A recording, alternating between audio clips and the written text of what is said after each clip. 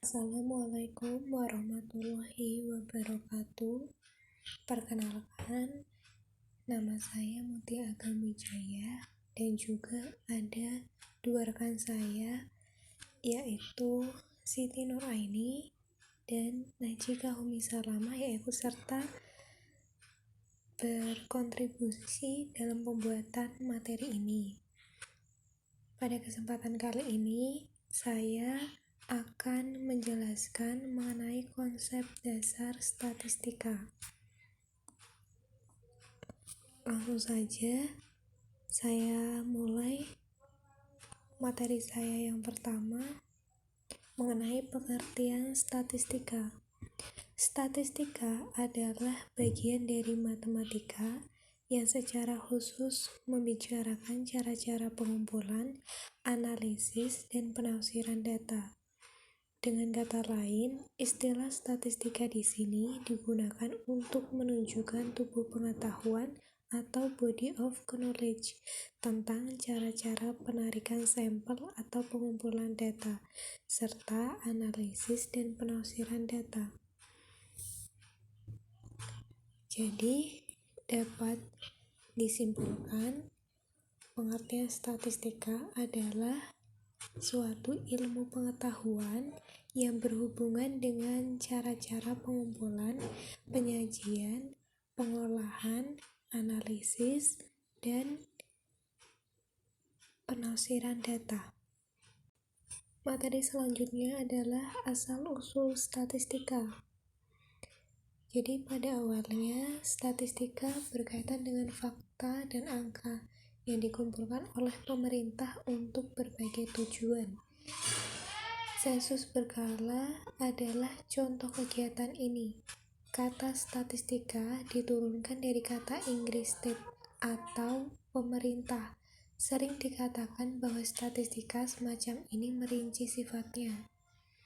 Saya ambil contoh, banyaknya orang yang meninggal rata-rata per tahun di jalan raya selama 10 tahun mencacah banyaknya burung pantai yang dilakukan selama bulan April. Nah, itu tadi adalah dua contoh statistika rinci atau statistika deskriptif. Lanjut, mengenai perkembangan statistika. Jadi, statistika modern sebagai salah satu ilmu pengetahuan telah dikembangkan sejak abad 17 Masehi. Terdapat dua sumber yang dapat menunjukkan tumbuhnya statistika modern. Sumber yang pertama, statistika yang berhubungan dengan ilmu politik atau disebut aritmatik politik. Aritmatik politik menyajikan berbagai informasi yang berupa deskripsi kuantitatif berbagai aspek yang berkaitan dengan unsur pemerintahan dan kenegaraan. Tokohnya adalah John Brown di tahun 1620 sampai dengan 1674 dan juga William Petty di tahun 1623 sampai dengan 1687. Nah, pada saat yang bersamaan itu juga, sumber kedua statistika yang berhubungan dengan teori peluang atau teori probabilitas. Tokoh-tokohnya antara lain ada Blaise Pascal, ada juga Pierre de Fermat, keduanya berkebangsaan Prancis. Terus ada juga Jacques Bernoulli dan Abraham de Moivre, warga Prancis yang bermukim di Inggris. Ini merupakan salah satu orang yang mengembangkan statistika yang ada pada masa hidupnya dengan teori peluang dalam menentukan besaran pensiun yang harus dibayar. Selanjutnya, perkembangan statistika menjadi semakin cepat pada abad ke-18 dengan berkembangnya ilmu astronomi. Tokohnya antara lain ada Pierre Simon Laplace di tahun 1749 sampai dengan 1827 dan Carl Friedrich Gauss. Sumbangan Gauss dalam statistika adalah metode jumlah kuadrat terkecil. Ahli yang merintis penerapan statistika dalam biologi, kedokteran, dan sosiologi adalah astronomer Belgia Adolphe Quetelet di tahun 1796 sampai dengan 1874. Nah, perkembangan statistika secara progresif itu baru terjadi pada abad ke-19, ditandai sama pengembangan teori statistika oleh para ahli matematika. Next, ada penyalahgunaan statistika. Jadi sebetulnya ada berbagai macam penyalahgunaan yang melibatkan statistika. Nah, saya ambil beberapa contohnya. Seperti halnya dengan banyak alat lain yang berguna dan efektif, tentulah statistika dapat disalahgunakan. Misalnya, banyak contoh penyalahgunaan statistika yang disengaja oleh orang yang menggunakan keahliannya dalam statistika untuk melayani kepentingan tertentu dengan jalan memutarbalikkan dan menyalahsajikan data. Tuntutan pengiklanan yang berlebihan atau benar-benar menipu merupakan contoh yang amat dikenal sebagai penipu dalam statistika. Pidato kampanye politikus sering dihiasi dengan bukti statistika yang sengaja dibengkokkan dan dipandang dari satu pihak. Hal ini merupakan sesuatu yang dirancang untuk memperbesar keuntungan politiknya. Next, ada jenis statistika. Jadi, statistika itu dibagi menjadi dua bagian. Yang pertama ada statistika deskriptif dan yang kedua ada statistika inferensial. Yang pertama, statistika deskriptif. Statistika yang menggambarkan dan menganalisis kelompok data yang diberikan tanpa menarik kesimpulan mengenai kelompok data yang lebih besar dinamakan statistika deskriptif atau statistika deduktif. Statistika deskriptif memberikan informasi hanya mengenai data yang dimiliki dan tidak bermaksud untuk menguji hipotesis dan menarik inferensi yang digeneralisasikan untuk populasi. Statistika yang menggunakan data pada suatu kelompok untuk menjelaskan atau menarik kesimpulan mengenai kelompok itu saja. Statistika deskriptif hanya digunakan untuk menyajikan dan menganalisis data agar lebih bermakna dan komunikatif. Nah, yang kedua ada statistika inferensial. Apa sih statistika inferensial itu? Jadi, statistika yang menyangkut kesimpulan yang valid dinamakan statistika inferensial atau statistika induktif. Dalam statistika inferensial biasanya memasukkan unsur peluang dalam menarik kesimpulan. Statistika yang menggunakan data dari suatu sampel untuk menarik kesimpulan mengenai populasi dari mana sampel tersebut diambil. Statistika inferensial disebut merupakan bagian statistika yang berkaitan dengan cara-cara menganalisis data atau sampel dan pengambilan kesimpulan yang pada dasarnya berkaitan dengan masalah estimasi parameter populasi dan pengujian hipotesis. Next, ada kerangka pikir statistika. Cara berpikir statistika tidak sama sekali berbeda dengan cara berpikir ilmiah dalam bidang ilmu lain. Semuanya berusaha agar pengamatan yang dilakukan merupakan pengamatan kuantitatif. Dalam statistika, kita mengatakan seberapa jauh kita percaya atau tidak percaya dengan menggunakan peluang dan bukannya pernyataan samar-samar dan bersifat umum.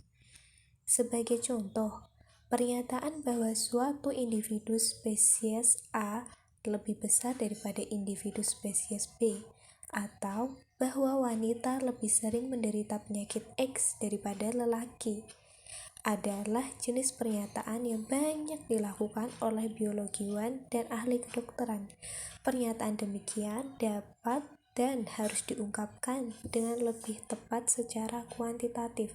Jadi, penjelasan tersebut merupakan salah satu contoh dari kerangka pikir statistika. Next, ada landasan kerja statistika. Di sini terdapat 4 landasan kerja statistika. Di antaranya ada variasi, reduksi, generalisasi, dan spesialisasi. Yang pertama, variasi.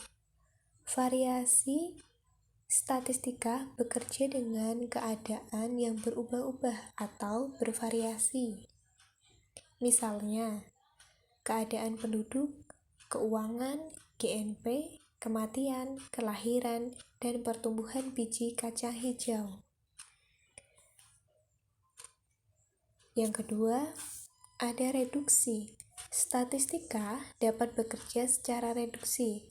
Artinya apa sih?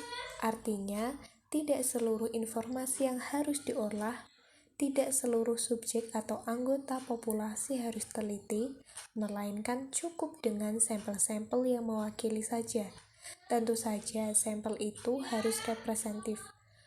Untuk mendapatkan sampel yang representatif, diperlukan pemahaman tentang teknik sampling.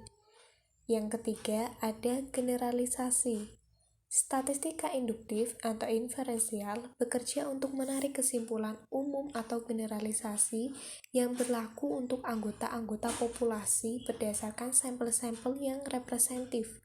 Misalnya aja nih, meneliti pengaruh air limbah hasil cucian biji jagung melainkan cucian biji kedelai terhadap pertumbuhan biji jagung.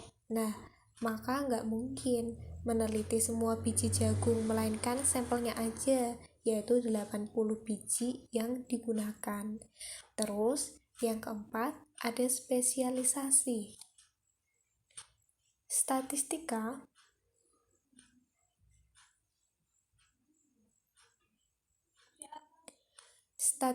selalu berkaitan dengan angka-angka atau kuantitatif. Statistika mempunyai angka-angka yang lebih nyata, pasti dan dapat dinyatakan dengan angka.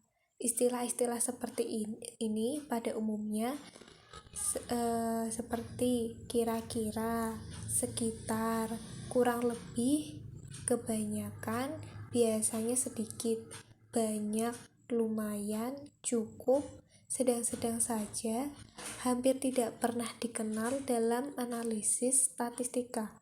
Agar data kualitatif dapat distatistikakan, maka data itu harus dibobot dulu.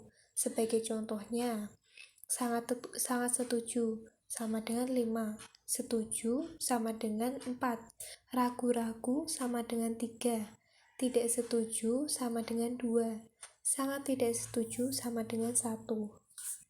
Nah, jadi harus dikalkulasikan dulu ke dalam bentuk angka supaya nanti bisa dihitung. Next, ada pendekatan dalam statistika. Ada 2 pendekatan di dalam statistika. Yang pertama ada objektif dan yang kedua ada universal. Kita bahas yang objektif dulu. Apa sih maksudnya objektif itu? Statistika yang mengandung angka-angka dapat diterima oleh semua orang tentang sebutan angka yang ditulis. Demikian pula rumus-rumus yang seharusnya digunakan dalam menganalisis suatu data. Angka statistik dapat digunakan sebagai alat pengungkap kenyataan dan kebenaran berbicara apa adanya. Terus, statistika atau pendekatan statistika universal itu apa sih? Statistika tidak hanya digunakan dalam satu disiplin ilmu saja, tetapi dapat digunakan secara universal dalam berbagai disiplin ilmu. Next, ada fungsi statistika. Di sini terdapat 6 fungsi statistika. Antara lain, yang pertama, statistika menggambarkan data dalam bentuk tertentu.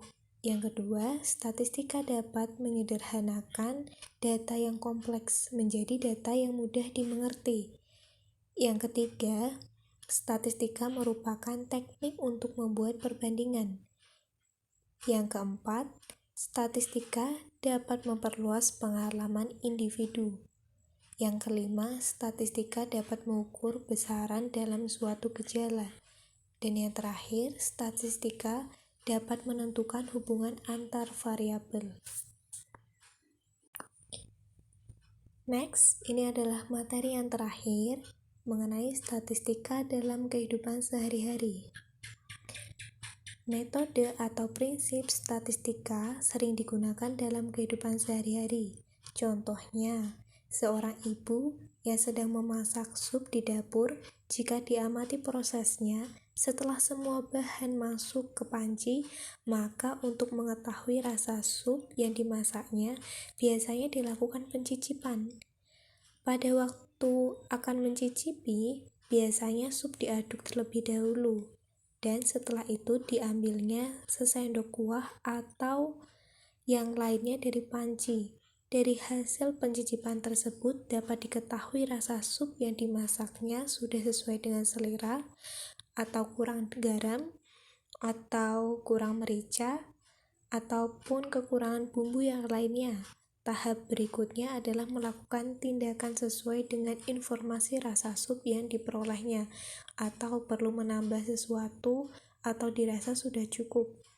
Dalam hal ini, secara tidak kita sadari, sebenarnya si ibu telah menerapkan metode pengambilan sampel atau contoh dari statistika, bila diperhatikan kembali prosesnya.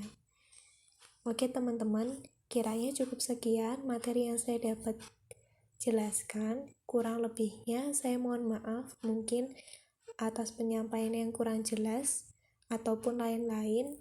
Terima kasih.